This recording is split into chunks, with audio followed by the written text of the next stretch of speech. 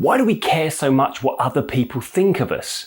Well, in this video, I'm going to tell you exactly why we care and how we stop caring and get on with living our life. Let's do it. Welcome back to the channel, or if this is your first time, I'm Tim Box. I'm a mind coach, anxiety therapist, and former social anxiety sufferer. I've been working one-to-one with clients for more than a decade now, helping them get past their anxiety issues. And in that time, I've had a fair amount of conversations about the thing that used to dominate my life, the fear of judgment. Back in the day, my social anxiety was largely driven by this fear of what other people thought of me. And I've come to realize over the years that it's a feeling that many of us know all too well. So today I want to share some of the ideas that help me get past this fear. I'm going to break down why we care so much about what others think, and more importantly, how we can stop letting it control us. So why do we care so much about what other people think of us? I used to think it was because I was just less emotionally mature or socially adept than the people around me. It felt like some irrational flaw that I was carrying because I just hadn't been paying enough attention when everyone else was learning how to socially interact. But it turns out some element of this response lies in our very nature as human beings. We are by nature a tribal species. For thousands of years, our survival depended on our ability to fit in with the group. Back in the day, being rejected by the tribe didn't just mean being unpopular, it meant being left to fend for ourselves against predators, starvation, and all sorts of dangers. In other words, acceptance wasn't just important, it really was a matter of life or death. And even though we no longer live in caves and rely on others to fight off saber-toothed tigers, that deep-rooted need for acceptance is still very much part of our psychological makeup. In terms of our evolution, we still have very much the same brain we had when we were living in caves. So our propensity to view social acceptance as a life or death matter perhaps isn't so surprising. But of course, any fear of rejection or judgment isn't just nature. Nurture plays a huge part too. The drive to be accepted starts really early on in life. As toddlers, we were entirely dependent on others for our survival. Making sure the people who were keeping us alive cared enough to keep doing that was super important. This is one of the reasons why we desperately want the acceptance and love of our parents.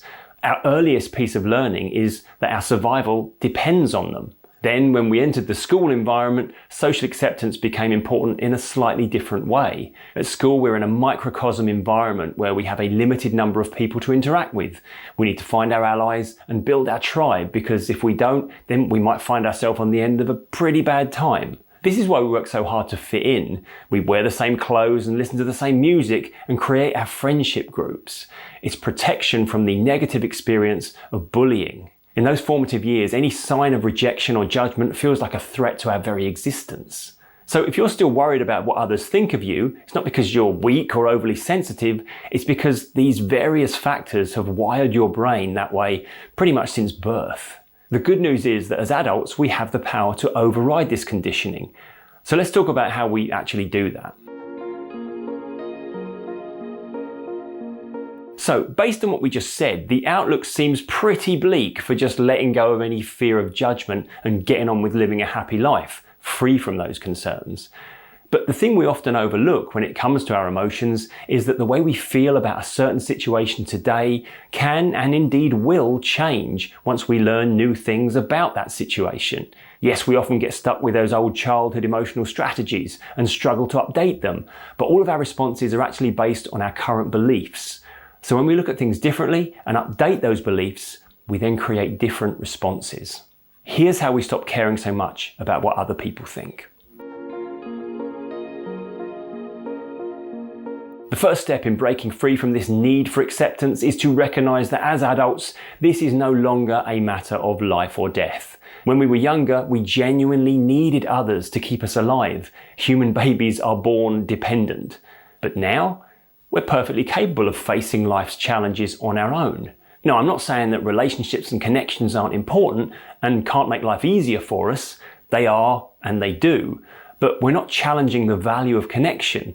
We're challenging the necessity of it. Whether someone likes or approves of us is not a requirement for our survival anymore. We have independence and we have autonomy. When we acknowledge this, we start to realize that we have far more agency than we give ourselves credit for. Someone judging us harshly or negatively might not be pleasant, but it isn't going to kill us. Now, this might sound a bit blunt, but bear with me. Ultimately, nothing really matters as much as we think it does. Here's what I mean.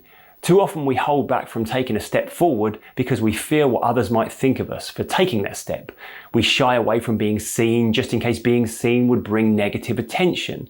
But when we zoom out and look at our lives in the grand scheme of things, whether we performed brilliantly or stumbled over our words in that one moment doesn't change the course of our entire life.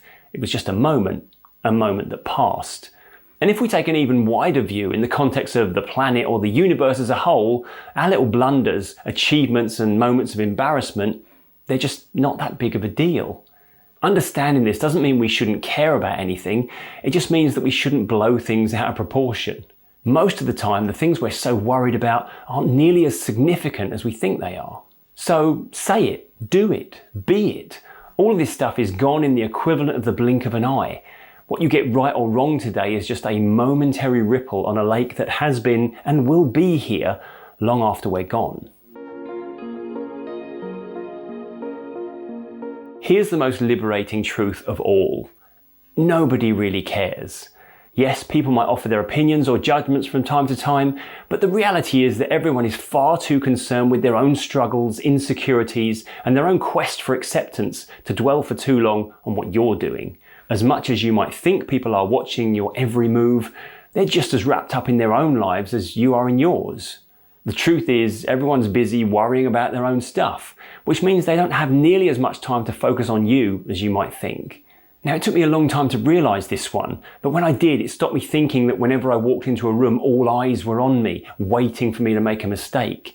It helped me realize that when I opened my mouth to say something, nobody was rating the quality of my input from 1 to 10. For all the importance I'd placed on being accepted, the most liberating truth for me was the idea that nobody cares. And with the relinquishing of that burden came freedom. So here's the bottom line. While it's always nice to be liked rather than disliked, our journey toward happiness isn't actually hindered by whether or not other people approve of us. The key is to remind ourselves that the opinions of others are not the definitive measure of our worth. And when we start to recognize this, we begin to reclaim the freedom to be ourselves, unfiltered and unafraid. There's one last thing I want to add to this video. Often social anxiety is fueled by the idea that if people actually see us for who we are, they'll inevitably dislike us. This fear usually stems from a deeper issue, a dislike or insecurity about ourselves. We think, what if they see all my flaws? What if they realize I'm not perfect? But here's something important to remember. You only judge yourself harshly because you're comparing your struggles, your behind-the-scenes blunders, to the carefully curated highlights you see of others.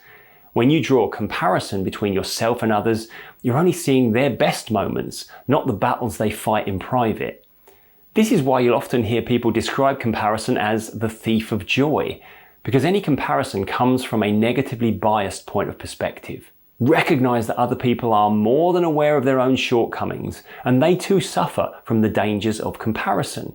Everyone has doubts, insecurities, and fears about being seen for who they really are. You're not alone in that. Part of my journey was realizing that my own struggles didn't make me less than anyone else. In fact, they made me more human. It's okay to be seen for who I am because I've learned to be proud of that person. I know I'm not perfect and I never will be, but I also know I like who I am and I'm excited to see what more I could become. So here's the truth I want you to take away today. Your value isn't determined by the opinions of others or by the standards you set when you compare yourself to them.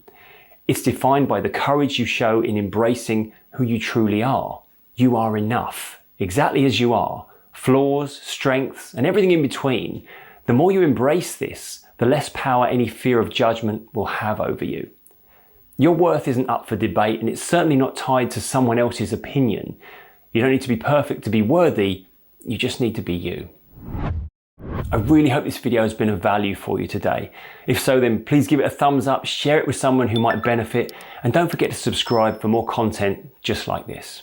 And by the way, if you want more guidance on managing anxiety, check out the membership area of this channel where I share exclusive resources and tips to help you navigate your mental and emotional well-being, including a weekly live Q&A session exclusively for members. But for now, I'm Tim Box. Always remember to be kind to your mind. I'll see you next time.